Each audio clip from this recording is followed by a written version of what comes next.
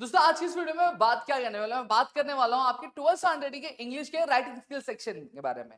अब मैंने लगातार कमेंट में ये देखा कि जो दोस्त होते हैं हमारे बहुत ज्यादा घबराते, डरे हुए रहते कि सर इतने सारे राइटिंग स्किल्स है, हमें इनमें से कौन सा राइटिंग स्किल अटेम्प्ट करना चाहिए, कि पूरे के पूरे राइटिंग स्किल हमें अटेम्प्ट करने चाहिए, या फिर बोलते कि हमें 4 अटेम्प्ट करना है तो ये 12 है तो 12 में से हम कोई भी अटेम्प्ट कर सकते हैं क्या।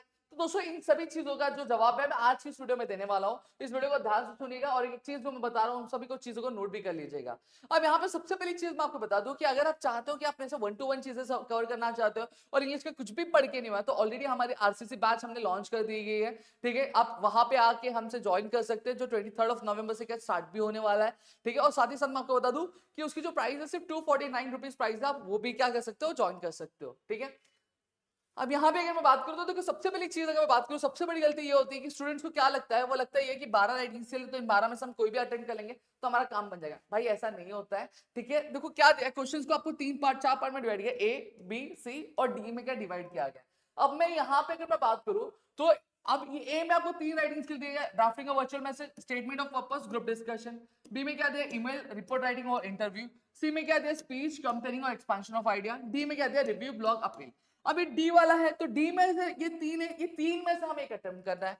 ये जो सी है, ये सी में 3 दिए तो इन 3 में से हमें एक अटेम्प्ट करना है। ये बी है, ये बी में हमें 3 दिए तो इनमें से 3 एक में से एक अटेम्प्ट करना। और ये ए है, ए में हमें 3 दिया तो 3 में से हमें एक क्या अटेम्प्ट करना है। दोस्तों समझ में आ गया। तो यहाँ पे हमें हर एक क्वेश्चन में से एक एक अटेम्प्ट करना है, जिससे हमारे टोटल 4 क्वेश्चन क्या हम अटेम्प्ट करने वाले हैं।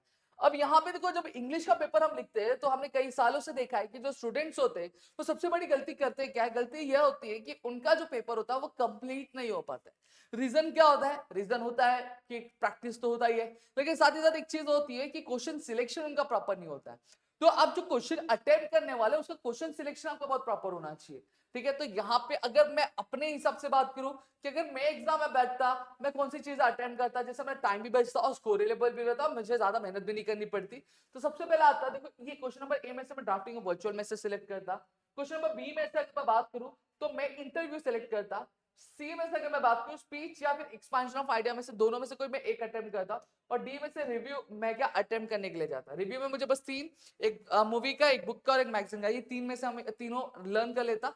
बस मुझे वहां पे जाके चुपचाप क्या लिखना रहता। अगर आपने ये चीजें कवर कर ली तो फॉर श्योर आप आराम से चीजें कवर कर लोगे। साथ ही साथ मैं आपको बता दूं कि अगर आपको और भी कोई दिक्कत है तो प्लीज मुझे कमेंट सेक्शन में बता देना। और एक चीज मैं और बता देना चाहता हूँ कि फिजिक्स, केमिस्ट्री, मैथ्स की भी जो आरसीसी बैच लॉन्च हो गई है, आप जाके वहां उसे भी ज्वाइन कर सकते हो। साथ ही साथ इंग्लिश की भी क्या ज्वाइन कर सकते हो। ठीक है, तो मेरे ख्याल से यहाँ पे चीजें क्लियर हो गई कि आपके एग्जाम के लिए आपको कौन से राइटिंग स्किल की प्रिपरेशन अभी से करनी चालू कर देनी चाहिए।